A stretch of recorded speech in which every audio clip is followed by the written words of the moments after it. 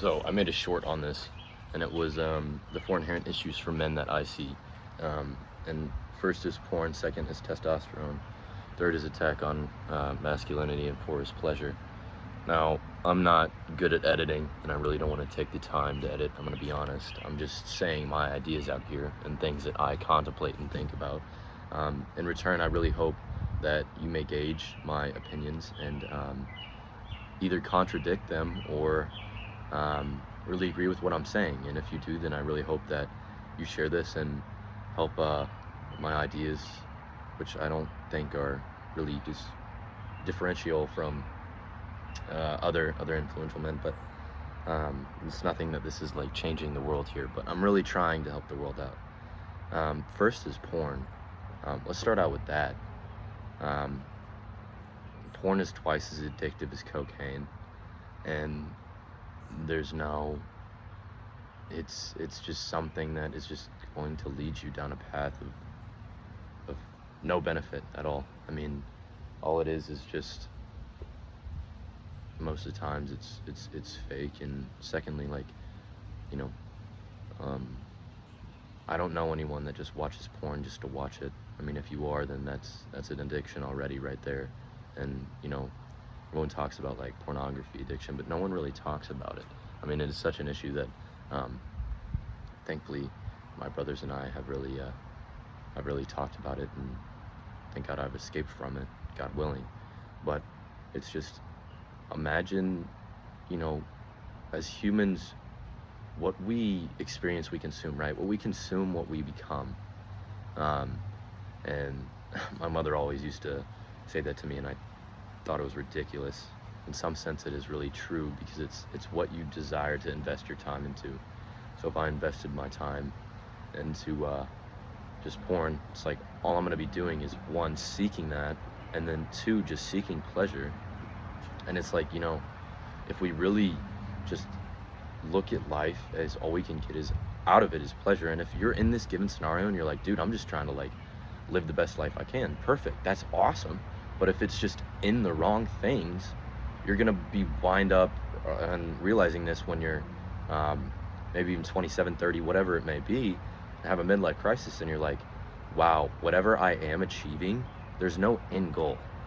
There's not like, oh, well, if I watch this specific amount of porn, then that's gonna help me out, or if I drink this amount of beer, that's gonna help me out. And these are really superficial examples, but like inherently when we get down into it, there's no end goal. Like what you're investing into, there's no positive return. You're not getting any money back. You're not getting any wisdom back. You're not allowing to, I would say, control your passions. And I would say that kind of goes hand in hand with porn, because you're letting your passions control you at some point. You're not willing, like, oh, I'm gonna watch porn. It's just, oh, I'm watching porn. And it's destroying you, man. And I really hope to help you out. And, you know, if you're still listening, then I'm so blessed and thankful that, you know, you really agree on this. And if you're struggling with it, I'm praying for you. It's a really hard battle, but I can guarantee you will accomplish it, that's for sure. As long as you got Jesus by your side. And if you don't, I ask you to definitely look into that. Even look up who is Jesus. It's really good steps. It's always awesome to have someone that's right on your side and battling all the things that you're battling, because I think we agree that life's a little bit better when you have someone in it, right? And secondly, I'm going to bridge over to testosterone.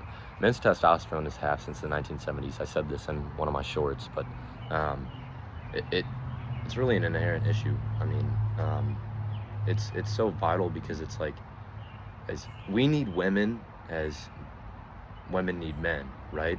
And so it's not like, you know, of course you have the ladies that are like, kill all men, we don't need them, whatever, XYZ. And we can go down this rabbit hole of, yeah, you do, no, we don't, yeah, you do, no, we don't. At the end of the day, we both need each other.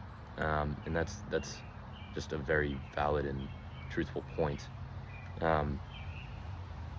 When we lose testosterone, we lose what inherently makes us men, right? Because yes, females have testosterone, but men inherently have testosterone. I mean, if you think of the word testosterone, you think of like a beard, big muscles, whatever that may be. And it's like, those are things that, like, one, take time, whether it be a beard or, let's say, a physique that you're looking for. It's painful because you're going through the workouts, you're going to the gym days you don't want to go to the gym, you're planning around your day so you can get an extra workout. Depending on what you're doing, you're either leaning out or bulking up, so then you're deciding, all right, well, I can only have this many calories in this given day. Damn, I'm gonna miss out on, I really wanted an ice cream bar tonight. Now you can't have that. If you're bulking, you're kind of on the winning side of that because you can kind of have whatever you want, but at the same time, you can't eat absolute crap and fill your body with a bunch of preservatives and, just empty calories that aren't going to really fuel you, right? But it's just like, no one talks about how much our testosterone is what inherently makes us men, and it's just so crazy because just no one talks about it, right? I mean, if you're anxious or, if you're depressed, or if you just don't know what's going on, honestly, like, I mean, I'm not a physician here, but from what I read, like, if you have your normal testosterone and what you should have, a lot of those problems would be mitigated to some extent. And I just think that's foundationally important, because it's like, okay, no, taking a prescription medication is not going to do it. It's something that, you really can change, but can't at the same time. That's third going to go on to the attack on masculinity. I think everyone knows about Harrison Butker's speech, and it absolutely triggered everyone worldwide. I guess worldwide, all the woke people in the United States. I thought it was funny how his jersey became the #1 pot NFL jersey within a day. But I think we should ask the question, why is there attack on masculinity? And I think because it's what's inherently true and what's good, right? We can have moms that can lead us, but we can have dads that can lead us through. Each parent has a given role, right? Doesn't mean one's lesser than the other. It's a different role. One's a square, one's a circle. They're not the same. And so it's like, dads are really supposed to show what being calm and collected and true is like. I mean, if you just see like a true man, you can just tell by looking at him. You're like, he knows what's up, and you don't want to mess with him. And it's not like he's showing that, hey, don't mess with me, because then it's like, okay, he has an egotistical issue, then he's not really inherently a true man.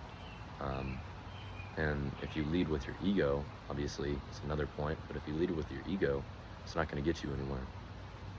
So it's just like,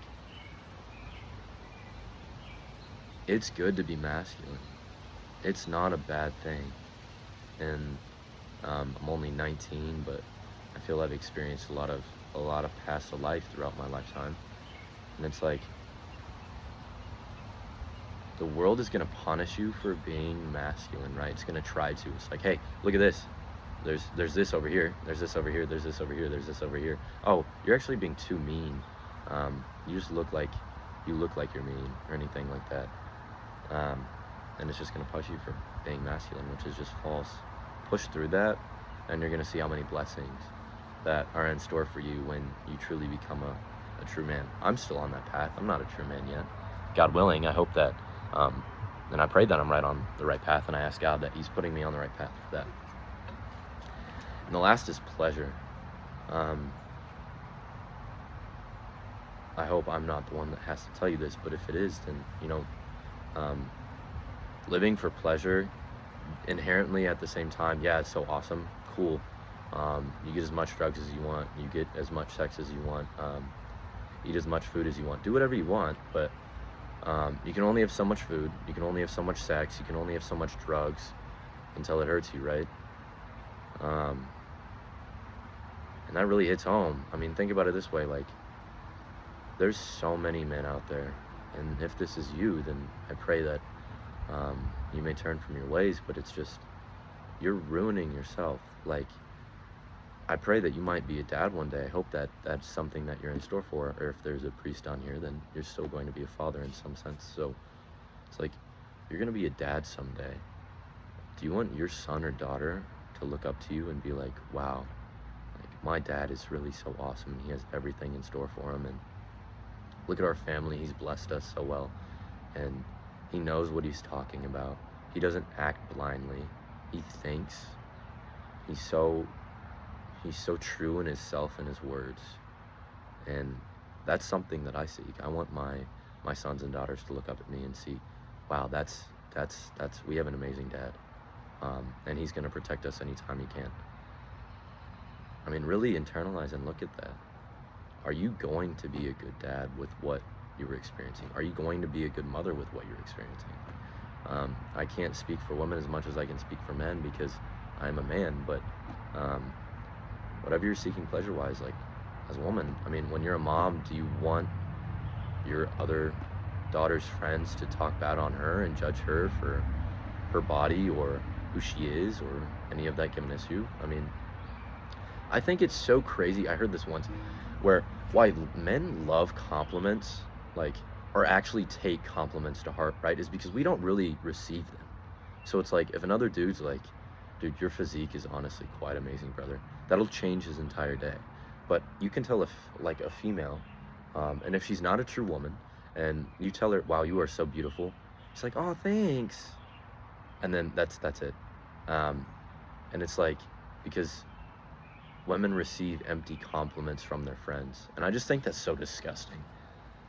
I mean, imagine like telling someone something that's completely empty. Like an empty promise either is just ridiculous either. Like, why are you even saying it at all then? I mean, what's the point? A goal that I have, I would love to talk with and just sit down and really have like true conversation with really intellectual men and men who have many years on me, that I would hope that I would be there at that point, and in the most respectful way and with all love and respect earlier than they are. I really seek a very true path with God and myself, and I want that for other men and women too, for them to fully realize that they love their life and they love themselves, and they're seeking what is true and just.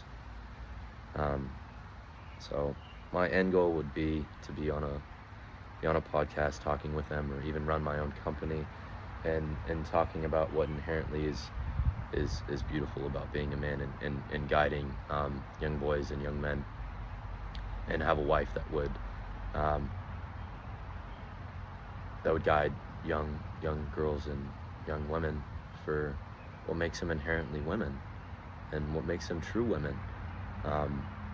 I think that's something that we really need right now. So if you all are still here, help me get to that extent. I would love that. I pray for you all that you may win a week of victories for you all, and I pray that God's walking along with you. If you don't believe in God, then I still am praying for you, and I wish the absolute best. At the end of the day, each one of us deserves righteousness. I wouldn't say deserves. Has a path for righteousness. It just really depends on if you want it. So that is it.